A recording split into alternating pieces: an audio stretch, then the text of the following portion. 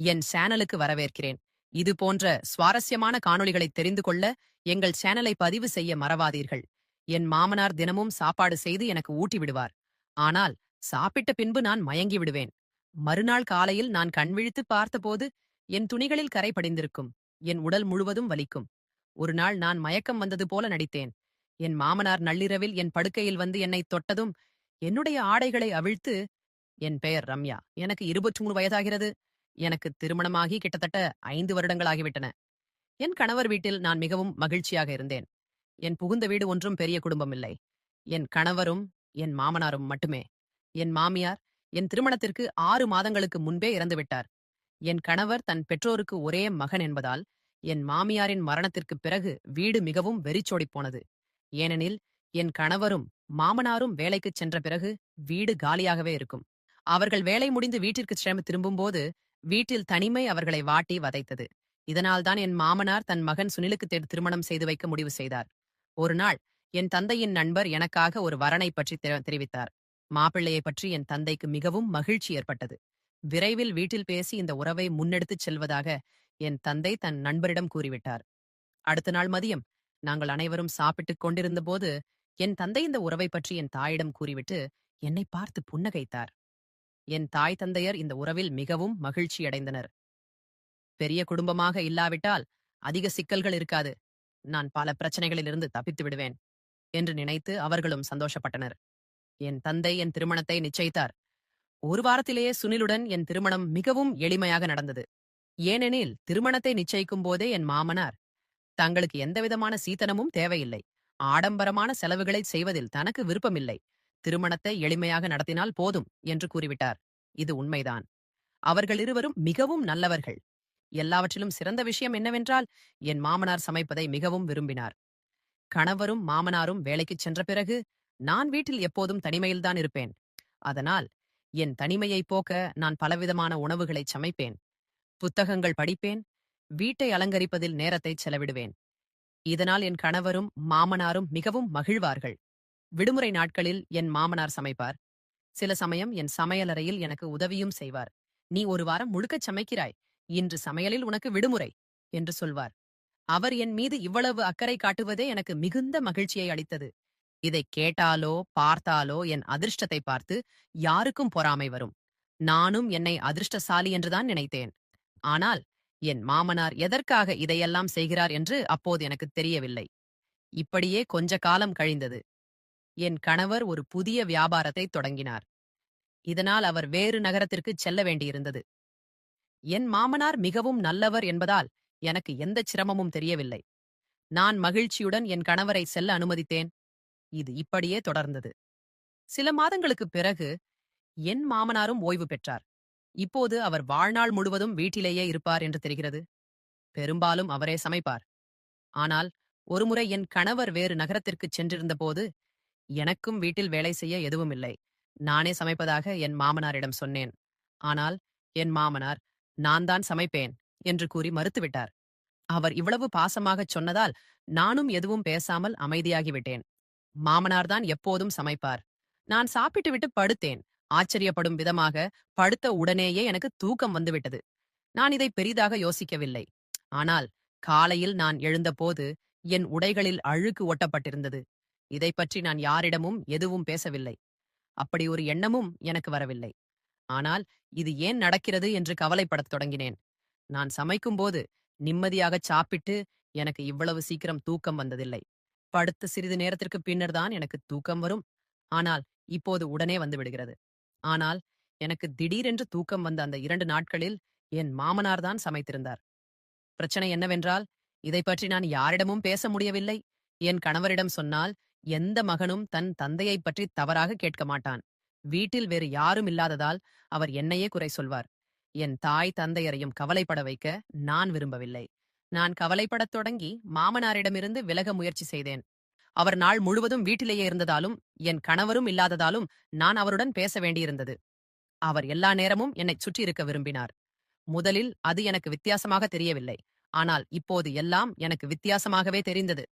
அதனால் நான் அவர் முன் செல்லாமல் இருக்க அடிக்கடி முயன்றேன். ஆனால் கடைக்குச் செல்லும்போது திரும்ப வீட்டிற்குதான் வர வேண்டியிருந்தது. ஒரே வீட்டில் இருப்பதால் அவரிடமிருந்து விலகி இருப்பது சாத்தியமில்லை.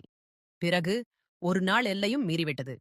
என் மாமனார் என் கணவரை கட்டாயப்படுத்தி, வேலை தேடிவிட்டு வா என்று வேறு நகரத்திற்கு அனுப்பி வைத்தார். என் கணவர் அங்கே போனதும், வேலை இல்லை, போய் வீண்தான் என்று கூறியும், என் மாமனார், உனக்கு என்ன தெரியும்? வேலை எப்படி தேடுவது? 4 முறை வேலை தேடி அலுவலகங்களுக்குச் சென்று வந்தால்தான் வேலை கிடைக்கும் என்று கோபமாக பேசினார். வேறு வழியில்லாமல் என் கணவர் வேறு நகரத்திற்குச் சென்றார். என் கணவர் சென்றதும் என் மாமனாரின் முகத்தில் அவர் விரும்பியது நிறைவேறிய மகிழ்ச்சி தெரிந்தது. நான் என் மாமனாரிடம், நான் என் தாய் வீட்டிற்குச் செல்ல விரும்புகிறேன் என்றேன். ஆனால் என் மாமனார், என் மகன் இப்போது இங்கு இல்லை. நீயும் போய்விட்டால் நான் தனியாக வீட்டில் என்ன செய்வேன்? அவன் திரும்பி வரும் வரை இங்கேயே இரு. பிறகு போகலாம் என்று சொல்லி மறுத்துவிட்டார். வேறு வழியில்லாமல் நானும் மாட்டிக்கொண்டேன். நான் அவரை எதிர்த்து பேசவும் முடியவில்லை. ஆனால் என் மனதில் ஏற்பட்ட சந்தேகம் எப்படி போகும்? அன்று மீண்டும் என் மாமனார்தான் சமைத்தார். எனக்கு பசி இல்லை என்று சொன்னேன். ஆனால் அவர் வற்புறுத்தி எனக்கு சிறிதளவு உணவை பரிமாறினார். சாப்பிட்ட உடனேயே எனக்கு தூக்கம் வந்தது. படுத்த உடனேயே உறங்கிவிட்டேன். காலையில் பார்த்தால் என் படுக்கையிலும் உடையிலும் அழுக்கு ஒட்டியிருந்தது. எனக்கு கோபம் வந்தது. நான் என் கணவரிடம் இதை தெரிவித்தே ஆக வேண்டும் என்று முடிவு செய்தேன். அதனால் என் துணிகளை களைந்து கழிவறையில் தொங்கவிட்டேன். என் கணவரிடம் ஆதாரமாக காட்ட வேண்டும் என்று நினைத்தேன். என் கணவர் திரும்பி வந்ததும் நான் உண்மையைச் சொல்ல சரியான நேரத்தை தேடினேன். ஆனால் என் மாமனார் எல்லா நேரமும் எங்களுடனேயே இருந்ததால் எனக்கு சந்தர்ப்பம் கிடைக்கவில்லை. இரவு என் கணவர் அறைக்கு வந்தபோது நான் மெதுவாக பேசிச் சொல்ல முயன்றேன். ஆனால் அவர் என்னை திட்டி, நீ தவறாக நினைக்காதே, அவர் உன்னை தன் மகள் போல பாசமாக பார்த்துக் கொள்கிறார். நீ அவர் மீது சந்தேகம் கொள்கிறாயா என்று கூறினார். நான் அவரை நம்ப வைக்க முயன்றேன். ஆனால் அவர் என் பேச்சை கேட்கவில்லை. கடைசியில் நான் அந்த துணிகளை கொண்டு வந்து அவரிடம் காட்டி, இதுதான் என் பேச்சுக்கு ஆதாரம் என்றேன். ஆனால் அவர் தன் தந்தைக்கு எதிராக எதையும் கேட்க விரும்பவில்லை. அதனால் அவர் என் பேச்சில் எதையும் நம்ப மறுத்தார். நான் அவரை நம்ப வைக்க மிகவும் முயன்று பார்த்தேன். ஆனால் அவர், நீ என் தந்தையின் மீது குற்றம் சுமத்தி உன் சொந்த குற்றங்களை மறைக்க முயல்வதாக எனக்கு தோன்றுகிறது. என் தந்தை இரவில் சீக்கிரமே தூங்கிவிடுவார். அவர் இல்லாத வீட்டில் என்ன நடக்கிறது என்பது அவருக்கு தெரியாதா? நீ யாரையாவது வீட்டிற்கு அழைத்திருக்கலாம் என்று கூறினார். என் கணவனிடமிருந்து இப்படிப்பட்ட வார்த்தைகளை கேட்டதும் எனக்கு பயங்கர அதிர்ச்சியாக இருந்தது. எனக்கு என்ன நடக்கிறது என்றே நான் குழம்பி போனேன். நாங்கள் இருவரும் மிகவும் சண்டை போட்டோம். அதன் பிறகு நான் என் தாய் வீட்டிற்கு சென்று விட்டேன். 1 மாதம் கடந்தது. அவர் என்னை திரும்பிக் கூட பார்க்கவில்லை. இப்போது வீட்டில் உள்ளவர்கள் எல்லாம், முன்பு இத்தனை நாள் நீ இங்கு தங்கியதில்லையே, கோபப்பட்டு வந்தாயா என்று என்னிடம் என் பெற்றோர்களும் அக்கம் பக்கத்தினரும் கேள்வி கேட்கத் தொடங்கினர். எனக்கு என்ன நடந்தது என்று நான் அவர்களிடம் என்ன சொல்ல முடியும்? தவறு எனக்கு நடந்தும் என் கணவர் என் பேச்சை நம்பவில்லை. நான் அவர்களை தொந்தரவு செய்ய விரும்பாததால் மௌனமாக இருந்தேன். என் வாழ்க்கையில் அடுத்து என்ன நடக்கப் போகிறது என்று நான் பார்க்க விரும்பினேன். சில நாட்களுக்குப் பிறகு என் மாமனார் என்னை கூட்டிச் செல்ல வந்தார். மகளே, இத்தனை நாட்கள் ஆகிவிட்டது. நீ இன்னும் வீட்டிற்கு வரவில்லை. அதனால்தான் நான் உன்னை கூட்டிச் செல்ல வந்தேன் என்று கூறினார். அவருடைய இந்த அன்பான பேச்சால் என் வீட்டில் உள்ளவர்கள் மிகவும் மகிழ்ச்சியடைந்தனர். ஆனால் நான் அவருடன் செல்ல விரும்பவில்லை. ஏனென்றால் நான் அவர் மகனுடன் சண்டை போட்டு வந்திருந்தேன். எங்கள் சண்டை பற்றி என் மாமனாரும் அறிந்திருக்கலாம். அதனால் அவர் என்னிடம், மகளே, என்ன பிரச்சனை என்றாலும் இருவரும் உட்கார்ந்திருந்து பேசி தீர்த்துக் கொள்ளுங்கள் என்றார். கோபப்பட்டு பிரிந்து இருப்பது பிரச்சனைக்கு தீர்வல்ல என்று சமாதானப்படுத்தி என்னை தன்னுடன் அழைத்துப் போனார். என் குடும்பத்தாருக்கு எதையும் சொல்ல முடியாத ஒரு கட்டாயத்தில் நானும் இருந்தேன். ஆனால் என் கணவரின் முகம் சரியாக இல்லை. நான் சந்தேகித்த அதே நபர்தான் என்னை திரும்ப அழைத்து வந்திருக்கிறார். இல்லையென்றால் நான் உன்னை ஒருபோதும் அழைத்து வந்திருக்க மாட்டேன் என்றும் கூறினார். என் தவறு இல்லாத போதிலும் நான் அவர் முன் வெட்கப்பட வேண்டியிருந்தது. நான் மன்னிப்பு கேட்க வேண்டியிருந்தது. மிகவும் கஷ்டப்பட்டு எல்லாம் சரியானது. இப்போது நான் அமைதியாக இருந்தேன். என் கணவருடன் பேசவில்லை. ஆனால் என் மாமனாரின் வழக்கம் அப்படியே இருந்தது. அவர் சமைப்பார். பெரும்பாலும் அவர் சமைத்த உணவை சாப்பிட்ட பிறகு எனக்கு தூக்கம் வந்துவிடும். இது என்னவென்று எனக்கு புரியவில்லை. நான் எவ்வளவு முயற்சி செய்தாலும் எனக்கு தூக்கம் வந்துவிடும். யாரிடமும் என்னால் பேச முடியவில்லை. எனக்கு என்ன செய்வதென்றே தெரியவில்லை. வாழ்க்கை விசித்திரமாக போய்க் கொண்டிருந்தது. நான் ஒருபோதும் நினைக்காத விதத்தில் ஆகிவிட்டேன். இப்பொழுது என் மீதே எனக்கு அருவருப்பு ஏற்பட்டது. நான் என்னவாக இருந்தேன்? என்னவாகிவிட்டேன்? வாழ்க்கை இப்படி போய்க் கொண்டிருந்தது. என் மாமனார் என் பழக்கத்தை கண்டுபிடித்து விட்டார் போல. அதனால் அவர் என்னிடம் அதிகமாக பேசவில்லை. ஆனால் சமைக்கும் பழக்கம் அப்படியே தொடர்ந்தது. உண்மை என்னவென்றால், என் மாமனார் சமையலில் மிகவும் ருசியாகச் சமைப்பார். அவர் சமைத்த உணவை ஒருமுறை சாப்பிட்டவர் அவருடைய சமையலுக்கு அடிமையாகி விடுவார். ஆனால் இப்போது எனக்கு அவர் சமையலை பார்த்தாலே அருவருப்பாக இருந்தது. ஆனால் உயிர் வாழச் சாப்பிட வேண்டியிருந்தது. 3 பேர் உள்ள வீட்டில் எனக்காக தனியாக சமைக்கவும் முடியவில்லை. ஆனால் மனிதன் மனிதன் மிகவும் துயரப்படும்போது அவன் நினைத்துப் பார்க்காத வழியில் இறைவன் ஒரு வழியை காட்டுவான் என்று சொல்வார்கள்.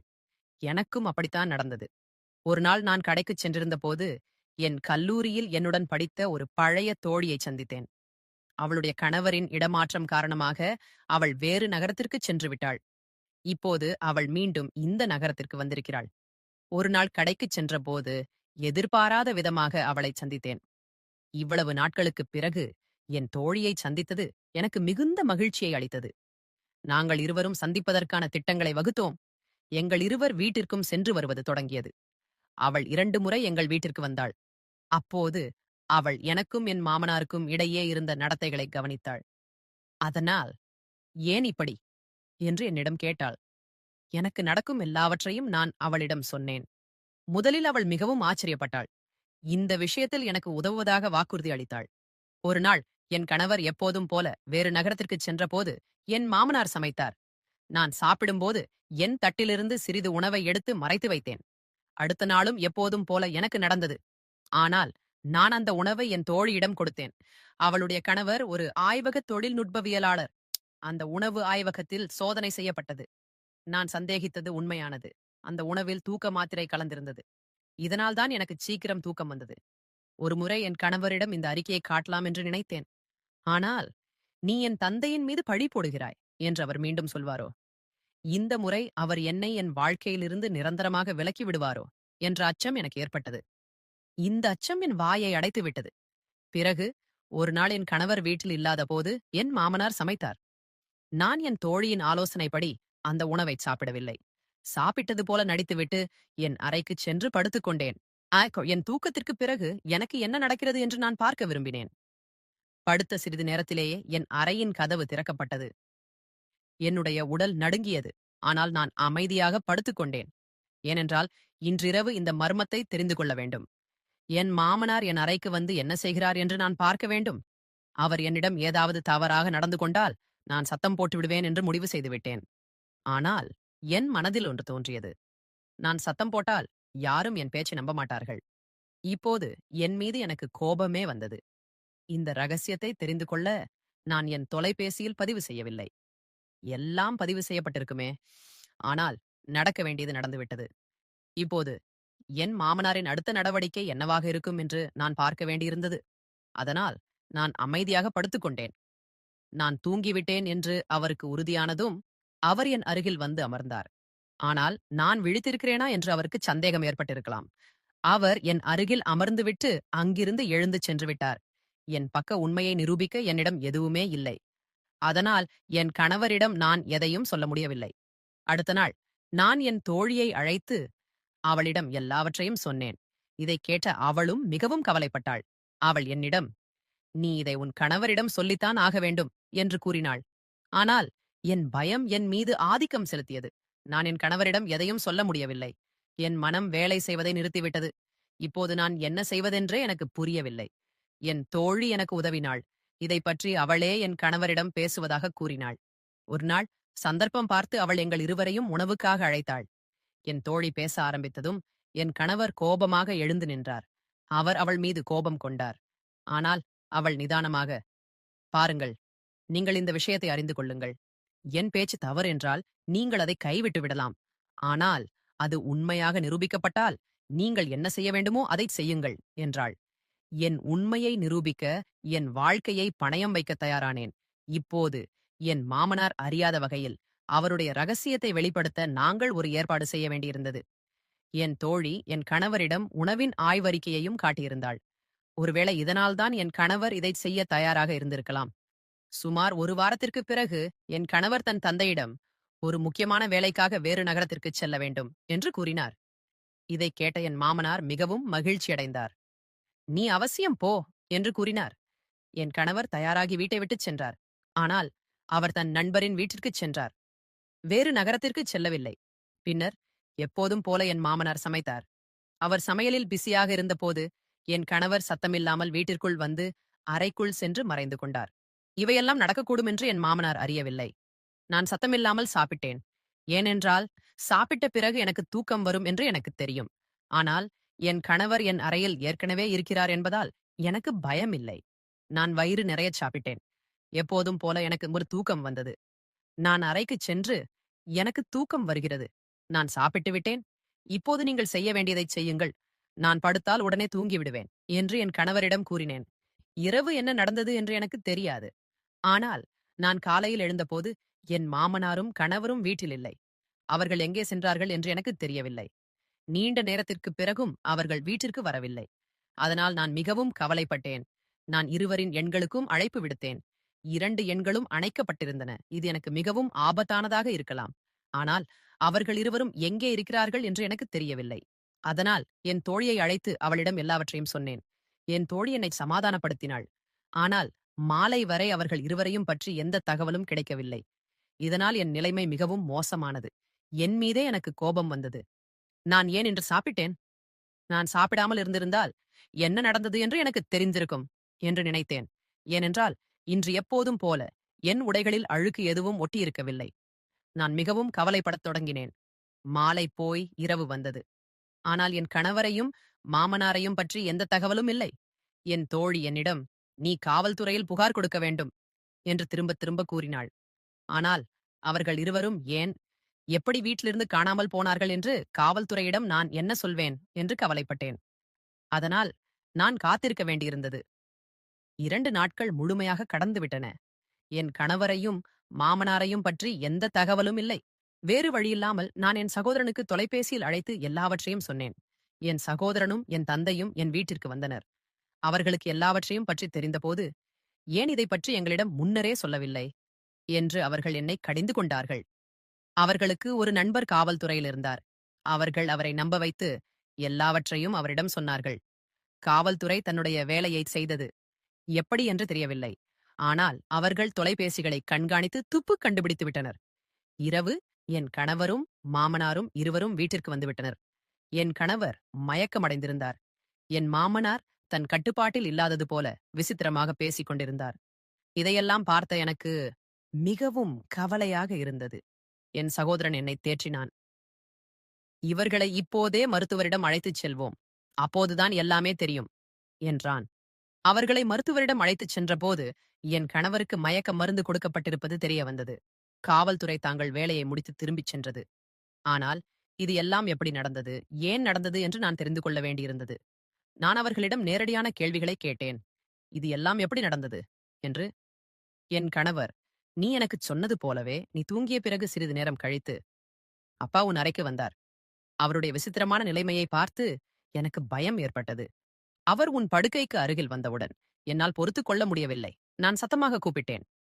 என் குரலை கேட்டதும் அவர் பதற்றமடைந்தார். நான் அவரிடம் ஏதாவது பேசுவதற்குள் அறையில் வேறு யாரோ இருப்பது போல எனக்கு உணர்வு ஏற்பட்டது. திரும்பி பார்ப்பதற்குள் என் கழுத்தில் ஊசி குத்தியது போல உணர்ந்தேன். அதன் பிறகு எனக்கு நினைவில்லை" என்றான். பிறகு நான் என் மாமனாரிடம், "நீங்கள் சொல்லுங்கள், இது எல்லாம் என்ன?" என்று கேட்டேன். ஏனெனில் இப்போது எல்லாவற்றையும் நீங்கள்தான் சொல்ல முடியும். அவர் என்னிடம், "மகளே, எனக்கு என்ன நடக்கிறது என்று எனக்கே தெரியவில்லை. உனக்கும் என் மகனுக்கும் குழந்தை இல்லை. திருமணமாகி 4 வருடங்களுக்கு மேல் ஆகிவிட்டது. இன்னும் குழந்தை இல்லை" என்று நான் அவர்களிடம் என்ன சொல்ல முடியும்? தவறு எனக்கு நடந்தும் என் கணவர் என் பேச்சை நம்பவில்லை. நான் அவர்களை தொந்தரவு செய்ய விரும்பாததால் மௌனமாக இருந்தேன். என் வாழ்க்கையில் அடுத்து என்ன நடக்கப் போகிறது என்று நான் பார்க்க விரும்பினேன். சில நாட்களுக்குப் பிறகு என் மாமனார் என்னை கூட்டிச் செல்ல வந்தார். "மகளே, இத்தனை நாட்கள் ஆகிவிட்டது. நீ இன்னும் வீட்டிற்கு வரவில்லை. அதனால்தான் நான் உன்னை கூட்டிச் செல்ல வந்தேன்" என்று கூறினார். அவருடைய இந்த அன்பான பேச்சால் என் வீட்டில் உள்ளவர்கள் மிகவும் மகிழ்ச்சியடைந்தனர். ஆனால் நான் அவருடன் செல்ல விரும்பவில்லை. ஏனென்றால் நான் அவர் மகனுடன் சண்டை போட்டு வந்திருந்தேன். எங்கள் சண்டை பற்றி என் மாமனாரும் அறிந்திருக்கலாம். அதனால் அவர் என்னிடம், "மகளே, என்ன பிரச்சனை என்றாலும் இருவரும் உட்கார்ந்திருந்து பேசித் தீர்த்துக் கொள்ளுங்கள்" என்றார். கோபப்பட்டு பிரிந்து இருப்பது பிரச்சனைக்கு தீர்வல்ல என்று சமாதானப்படுத்தி என்னை தன்னுடன் அழைத்துப் போனார். என் குடும்பத்தாருக்கு எதையும் சொல்ல முடியாத ஒரு கட்டாயத்தில் நானும் இருந்தேன். ஆனால் என் கணவரின் முகம் சரியாக இல்லை. நான் சந்தேகித்த அதே நபர்தான் என்னை திரும்ப அழைத்து வந்திருக்கிறார். இல்லையென்றால் நான் உன்னை ஒருபோதும் அழைத்து வந்திருக்க மாட்டேன் என்றும் கூறினார். என் தவறு இல்லாத போதிலும் நான் அவர் முன் வெட்கப்பட வேண்டியிருந்தது. நான் மன்னிப்பு கேட்க வேண்டியிருந்தது. மிகவும் கஷ்டப்பட்டு எல்லாம் சரியானது. இப்போது நான் அமைதியாக இருந்தேன். என் கணவருடன் பேசவில்லை. ஆனால் என் மாமனாரின் வழக்கம் அப்படியே இருந்தது. அவர் சமைப்பார். பெரும்பாலும் அவர் சமைத்த உணவை சாப்பிட்ட பிறகு எனக்கு தூக்கம் வந்துவிடும். இது என்னவென்று எனக்கு புரியவில்லை. நான் எவ்வளவு முயற்சி செய்தாலும் எனக்கு தூக்கம் வந்துவிடும். யாரிடமும் என்னால் பேச முடியவில்லை. எனக்கு என்ன செய்வதென்றே தெரியவில்லை. வாழ்க்கை விசித்திரமாக போய்க் கொண்டிருந்தது. நான் ஒருபோதும் நினைக்காத விதத்தில் ஆகிவிட்டேன். இப்பொழுது என் மீதே எனக்கு அருவருப்பு ஏற்பட்டது. நான் என்னவாக இருந்தேன்? என்னவாகிவிட்டேன்? வாழ்க்கை இப்படி போய்க் கொண்டிருந்தது. என் மாமனார் என் பழக்கத்தை கண்டுபிடித்து விட்டார் போல. அதனால் அவர் என்னிடம் அதிகமாக பேசவில்லை. ஆனால் சமைக்கும் பழக்கம் அப்படியே தொடர்ந்தது.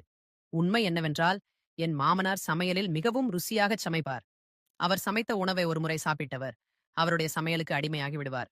ஆனால் இப்போது எனக்கு அவர் சமையலை பார்த்தாலே அருவருப்பாக இருந்தது. ஆனால் உயிர் வாழச் சாப்பிட வேண்டியிருந்தது. 3 பேர் உள்ள வீட்டில் எனக்காக தனியாக சமைக்கவும் முடியவில்லை. ஆனால் மனிதன் மனிதன் மிகவும் துயரப்படும்போது அவன் நினைத்துப் பார்க்காத வழியில் இறைவன் ஒரு வழியை காட்டுவான் என்று சொல்வார்கள். எனக்கும் அப்படித்தான் நடந்தது. ஒரு நாள் நான் கடைக்குச் சென்றிருந்தபோது என் கல்லூரியில் என்னுடன் படித்த ஒரு பழைய தோழியைச் சந்தித்தேன். அவளுடைய கணவரின் இடமாற்றம் காரணமாக அவள் வேறு நகரத்திற்குச் சென்று விட்டாள். இப்போது அவள் மீண்டும் இந்த நகரத்திற்கு வந்திருக்கிறாள். ஒரு நாள் கடைக்குச் சென்றபோது எதிர்பாராத